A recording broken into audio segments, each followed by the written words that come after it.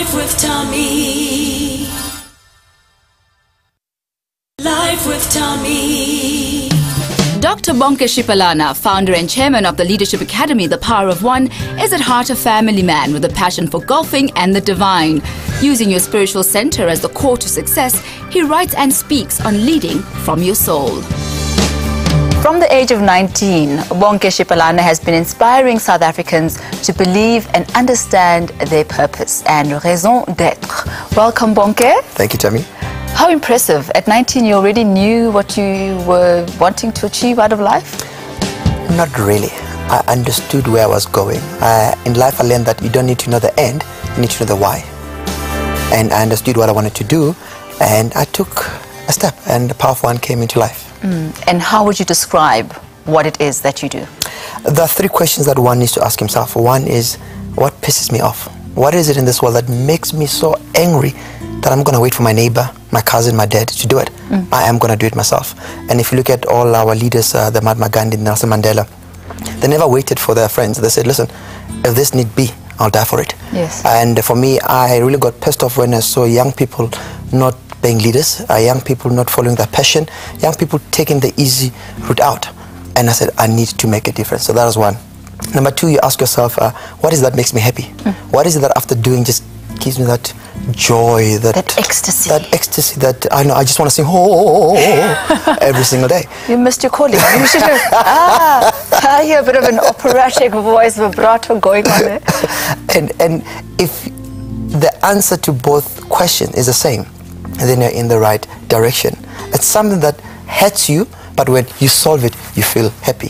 And once you get that right, then you're in the right direction. And for me, once I started doing that, I just felt like a better Bonnke. Every single day became a new bright day.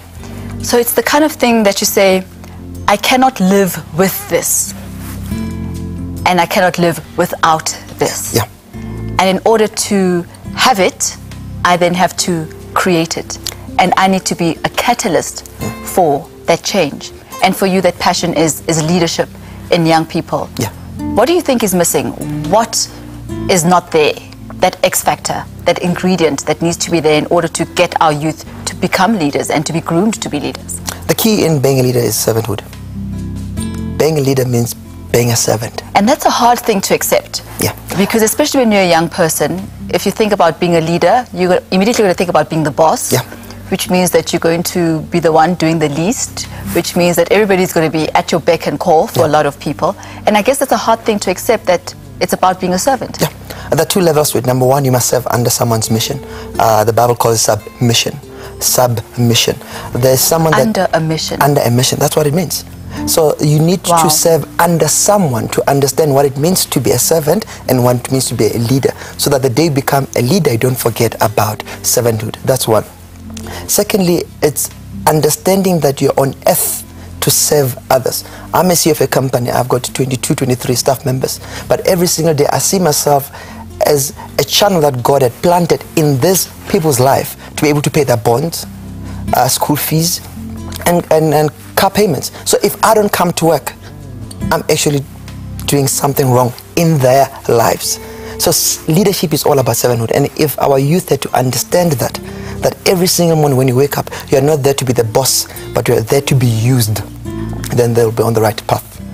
It sounds to me like mentorship is a huge part of this journey towards leadership, first self-leadership and then leadership of others. There's submission. You have to submit under someone. Submission. Who have been your mentors? Who have you submitted under?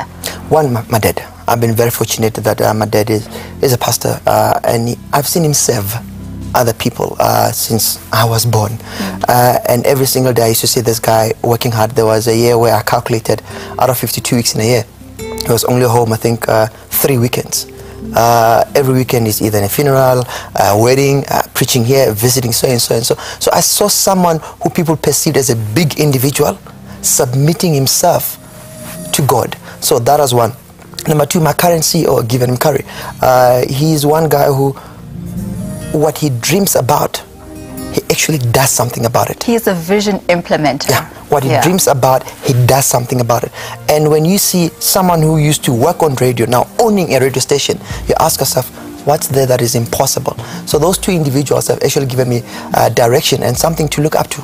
What I find interesting about your choice of mentors is that, yes, one is your senior, your dad, but the other one is very much your peer because you're pretty much the same age. Yeah.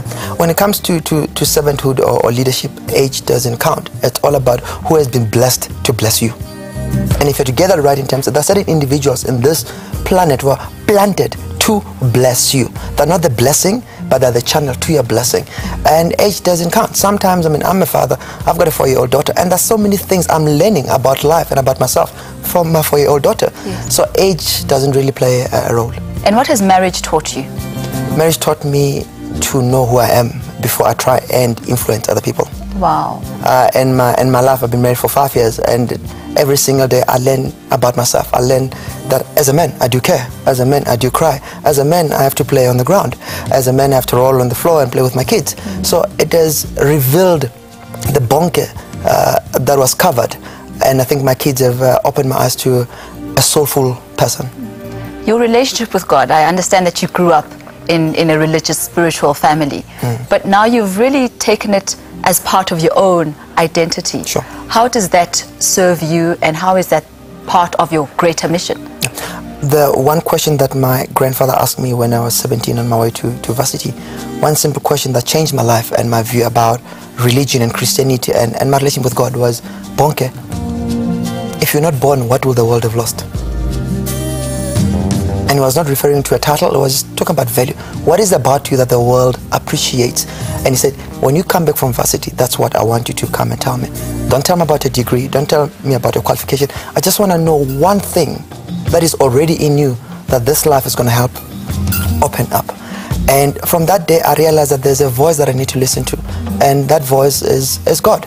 And it takes time, it takes experience, it takes suffering to actually listen and have a clear understanding of what the voice is instructing you to do. How do you listen? Meditate, read.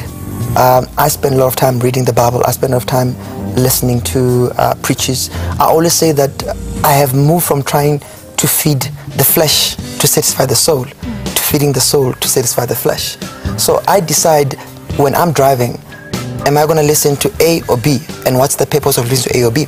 And most of the time, I spend time listening to inspirational messages, and through that, there's that voice that actually explains what the person is saying.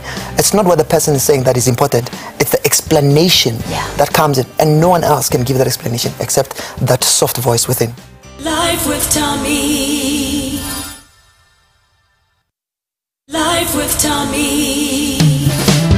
Previously on Life with Thami, Dr. Bonnke Shipalana shares a couch and his secrets to leading from the inside out. If I had to say to you, in a nutshell, how would you describe yourself, your nature? In simple English, I say I'm a businessman, but I'm also in the business of men. I'm there to create wealth, but I'm also there to create or build or help people to discover their purpose. I think that if one does not know his or purpose, then it's hard for you to actually find direction. For me, purpose is like keying direction on GPS. You really have to be specific. I'm going to 170 Fox Street. You can't say 170 and not mention the street. You can't say Fox without mentioning 170. I'm sure there are quite a number of Fox streets in South Africa. You really need to be specific. And once you key in the right coordinates, that lady, I call her Martha, that Martha is going to direct you, Susan.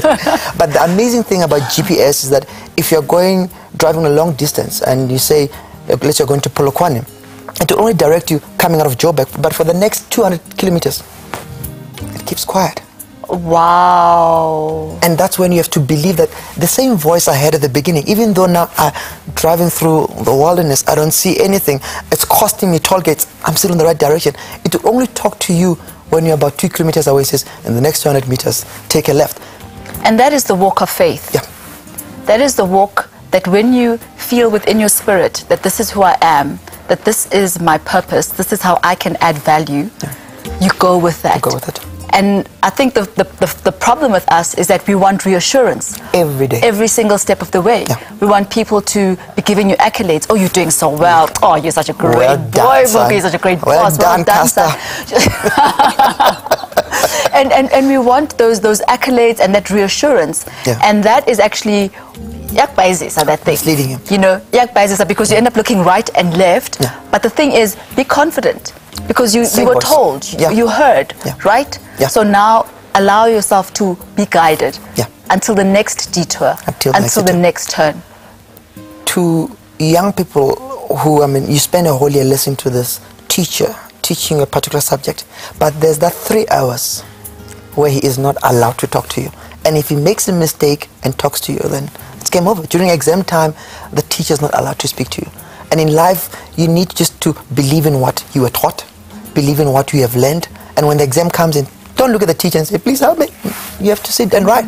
And only by passing that exam, where the teacher is not actually giving you feedback right there, can be promoted to the next level. And a huge important part of that learning and what you were taught is your own introspection. Yes, you get whatever you get from the world outside, but as you said earlier on, through that meditation, through that introspection, and what our previous guests were talking about as well, getting to know yourself, you get your own internal compass. That the only way in this world to survive is not to try and change the world, it's to try and change yourself. And changing yourself requires you to know yourself, requires you to criticize yourself, requires you to sit down and cry. And let the old person die, let go, and let God be. And most of us, we have allowed external factors to define us. Bonnke, the CEO, Bonnke, the BCom graduate. Those things can disappear. Bonnke, the golf player. Bonnke, the golf player, the next Tiger Woods. Those things can disappear. Not. But what's inside you is what's going to remain. And the Bible always says that I'm going to make your name known, not you. And your name, I mean, my surname Shipalana carries a certain legacy. So people need to know that legacy, need to know that thing within, that even when you're dead, it still remains and is alive. And most of the time we forget it. We want to build things that define the external factors. But if you're to cut Bonnke into pieces, it's a body, put him together, you call it a person because of the soul or the spirit. You take 4 walls and put them in one line. In African English, you call it stop nonsense. Take the 4 walls, put them together, suddenly call it a room because of the space. So space or soul is critical in defining something. So your legacy is not you. Your legacy is your fragrance. What you leave behind. Values. The aroma of you. When you walk into a room, do people light up? Do you inspire them? Do you give them hope? Do they feel that they can because you have? Or do you walk into a room and others are like, oh God. I mean, it's amazing that once a year we all take 67 minutes to do something good. Why? Because of Mandela. It's not because of him, it's because of what he stands for, what he represents. And people take time of their busy schedule to do it.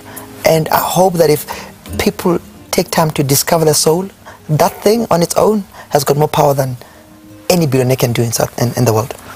Applying your faith. You've got 2 volumes so far. Yep. What inspired this and what is it all about? Applying your faith is based on the Bible.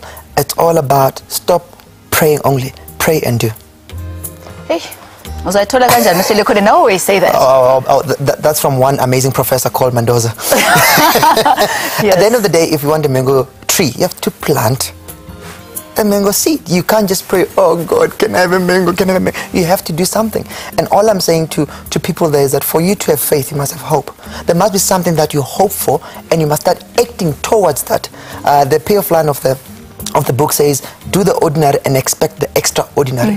There is no way that you can just be extraordinary. If you want to be promoted at work, the simplest thing you can do is to go to work on time. Yes. Do your part, you'll get promoted.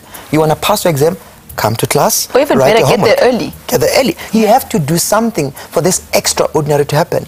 And if you do the ordinary, you're ordinary. God comes in with the extra, with the super, makes you supernatural, extraordinary.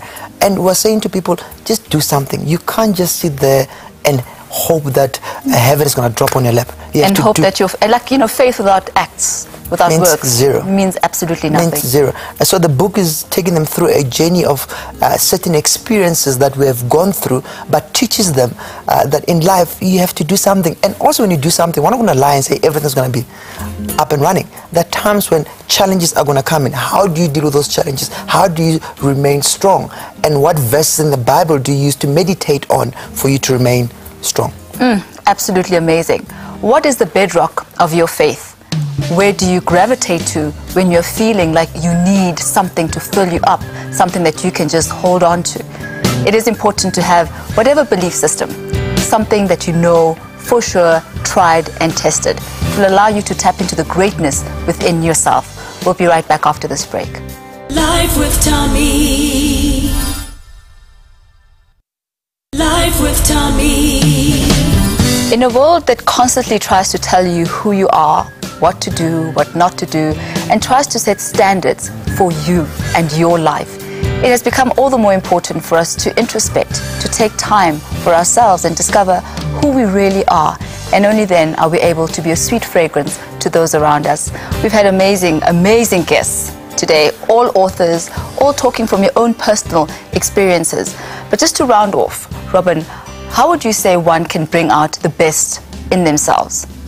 You need to do what you love and what you're passionate about, so that passion's coming through and it drives you. I think you need to spend time in solitude, like you mentioned, so that you connect with who you really are. And then for me, I think the simplest but most profound is to be in the moment. Because when you're present, all of your intelligence kicks in and the best you just comes through. And you're able to adapt and go with the flow. I guess that's really what it means. Go with the flow, whatever the universe brings into your life. To be responsive and responsible, so that you're actually responding consciously rather than reacting unconsciously. Which brings us to your life story, you know, where you reached a point where you're like, enough reacting now. This is not who I am. This is not who I want to be. And then you effected a change. How can women and even men who've been through traumatic situations in their lives still bring out the best in themselves and believe in the essence and the core of who they really are? For me, I mean, it's any time in life that I see someone having what I call a knee-jerk response to circumstances, to the environment, that's the time when you need to go within and ask yourself the question, you know, why am I reacting like this? Who taught me this? Where did I learn this? And does it work for me? And the other question, big question for me is, if I continue on this path, where will I end up? And a lot of the times, if you ask yourself that question and it's not an answer that you like, you know that you definitely need some divine intervention. All your life, divine intervention. What is the final parting shot that you'd like to give to our viewers? I think for me, believe in your source. Believe in your author more than you believe in yourself. From a biblical point of view, when God wanted to create a fish, he spoke to the water. When he wanted to make animals and plants, he spoke to the soil. But when he wanted to make me and you, he spoke to himself. Fish can't live outside water. I love that. And plants can't live without soil. So I take myself back to God every time I doubt stuff. And I've learned that even though sometimes I still believe in myself, if I want to know issues in my life, I pray about everything else. Oh, I absolutely love that. When he wanted to create man, he looked at himself. Breath of his very own breath. What are your dreams and wishes? What are your aspirations? What is the biggest possible life that you can dream for yourself? What are the shackles that you want to break free from? Paint the picture. Live in the vision. Bring the future here, right now. Here are some of your Facebook and Twitter comments about your dreams, your aspirations, and how you can become the very best of yourself.